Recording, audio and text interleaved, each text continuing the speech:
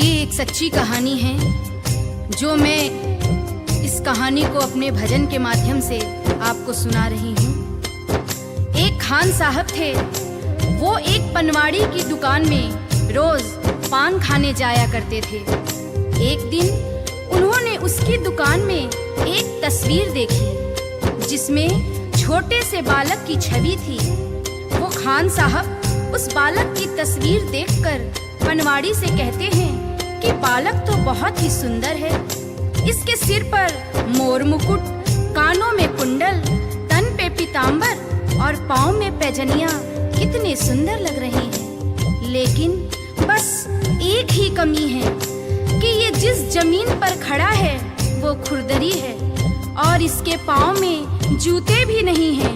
ये खुरदरी जमीन इस नन्हे पाँव में चुभती होगी। ये बात सुनकर पनवाड़ी ने उससे कह दिया कि तो तुम ही ले आओ इसके जूते और उसे पहना दो। बात खान साहब को लग गई। दूसरे दिन ही वो उस बालक के नन्हे पाँव के लिए जूते बनवाकर पनवाड़ी के दुकान पर पहुंच गया और पनवाड़ी से कहा कि देखो, मैं इस बालक के लिए जूते ले आया हूँ, उसे बुला लो, मैं उसे पहना दूंगा। पनवाड़ी ने कहा, अरे ये बालक तो यहाँ नहीं रहता है, ये तो वृंदावन में रहता है, वृंदावन में। खान साहब कहते हैं, वृंदावन में?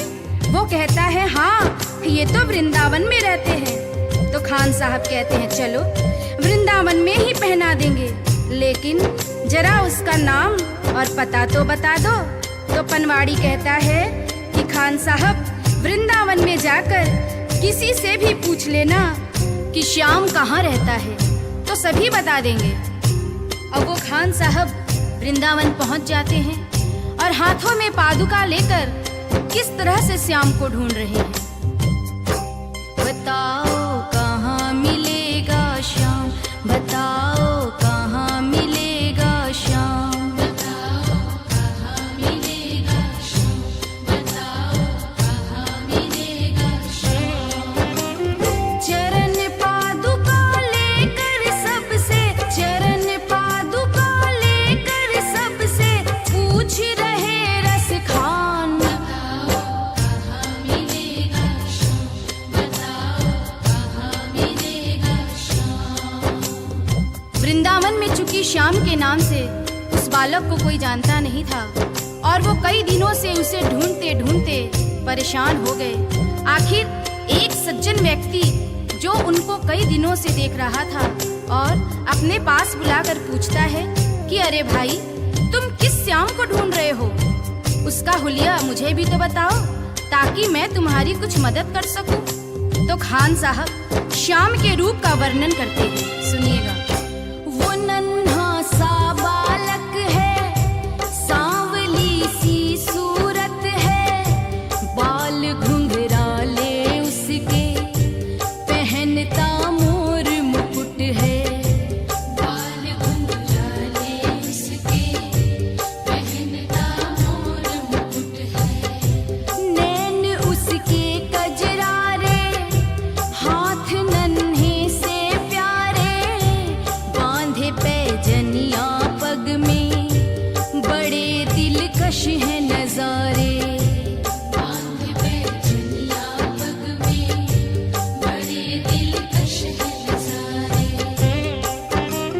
घायल कर देती है दिल को, घायल कर देती है दिल को उसकी एक मुस्कान, बताओ कहाँ मिलेगा श्याम, बताओ कहाँ मिलेगा श्याम।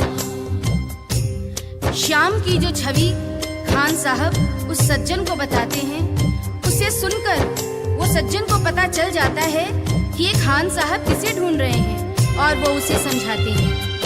समझ में आया जिसका पता तू पूछ रहा है, वो है बांके बिहारी जिसे तू ढूंढ रहा है, वो है बांके बिहारी जिसे तू ढूंढ रहा है। कहीं वो श्याम कुहाता, कहीं वो कृष्ण मुरारी,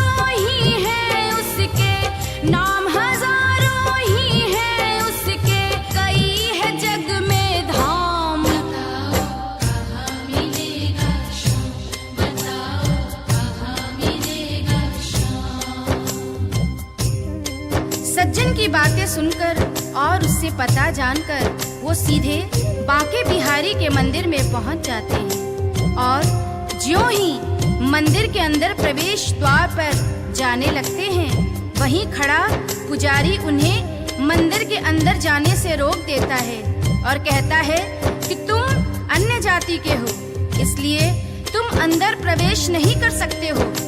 तो खान साहब उस पुजारी से बहुत मिन्नतें करते हैं, लेकिन वह पुजारी उस खान साहब को आज्ञा नहीं देते हैं और खान साहब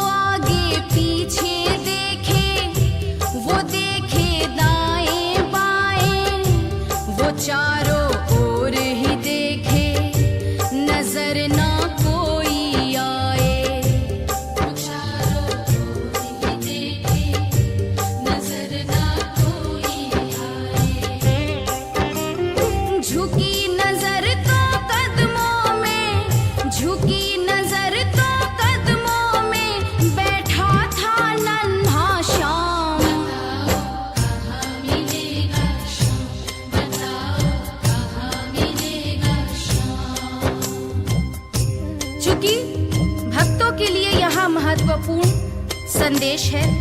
इंसान जब तक अपने मद में खोया रहता है, जब तक इधर उधर देखता रहता है, भगवान उसे नजर नहीं आते हैं। जब तक उसका शीश नहीं झुकता है, उस पर भगवान की कृपा नहीं होती है। यहाँ पर जैसे ही खान साहब शीश झुकाकर नीचे की ओर देखते हैं, तो वह बालक नजर आ जाता है और खान साहब खुशी से फूले नहीं समाते हैं और कैसे उस बालक पर अपना प्रेम लुटाते हैं। खुशी से गदगद होकर गोद में उसे उठाया, लगा कर के सीने से बहुत ही प्यार लुटाया, लगा कर के सीने से बहुत ही प्यार लुटाया।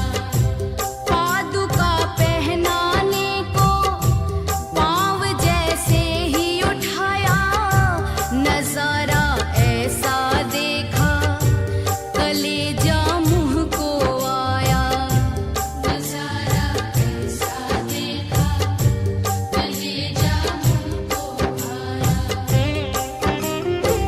कांटे चुभ चुभ करके घायल, कांटे चुभ चुभ करके घायल हुए थे नन्हे पाँव। बताओ कहाँ मिलेगा शाम, बताओ कहाँ मिलेगा शाम।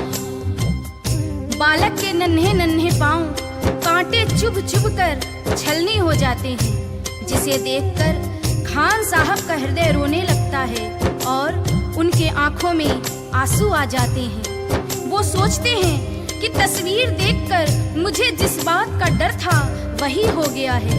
ये खुरदरी जमीन पर चलकर आया है जहाँ फूलों में कांटे पड़े होंगे, जिससे इसके पांव घायल हो गए हैं। और उस नन्हे बालक से खान साहब रोते रोते कहते हैं, खबर देते तो खुद ही तुम्हारे पास में आता, न पग में छाले पड़ते न चुभता कोई कांटा। अब वो नन्हा बालक उस खान साहब की उंगली पकड़कर मंदिर के अंदर ले जाता है और बांके बिहारी की मूरत की तरफ इशारा करके कहता है कि बोलो खान भाई बोलो, अगर मैं तुम्हें अंदर बुला लेता तो तुम क्या मुझे पहचान पाते? क्या तुमने यही मूरत अपने दिल में मेरे लिए बसाई थी? क्या तुम मुझे पहचान पाते? नहीं पहचान पाते ना? इसलिए ही छवि जैसी तू मेरी बसा के दिल में लाया, उसी ही रूप में तुझसे यहाँ मैं मिलने आया, उसी ही रूप में तुझसे यहाँ मैं मिलने आया। गोकुल से मैं पैदल आया, गोकुल से मैं पैदल आया, तेरे लिए ब्रजधाम। बताओ कहाँ मिलेगा श्याम, बताओ कहाँ मिलेगा श्याम। ये कटु सत्य है। गीता, रामायण, महाभारत कहीं भी पढ़ लीजिए, भगवान को हम जिस रूप में देखते हैं उसी रूप में वो हमें दर्शन देते हैं। जैसे कि द्रौपदी ने कृष्ण से कहा कि तुमने मेरा चीर बढ़ाने में इतनी देरी क्यों की? तो कृष्ण ने कहा कि दोष मेरा नहीं है द्रौपदी, दोष तुम्हारा है। द्रौपदी, मैं तो तुम्हारे पास ही खड़ा था, तुमने पुकारा ही नहीं। तुमने तो द्वारिकाधीश मेरी लाज बचाओ कहकर पुकारा, इसलिए मुझे द्वारका जाना पड़ा और तुम्हारे पास आने में मुझे वक्त लग गया। अगर तुम मुझे भैया कहकर बुलाती तो मैं तो तुम्हारे पास ही खड़ा था द्रौपदी। श्याम की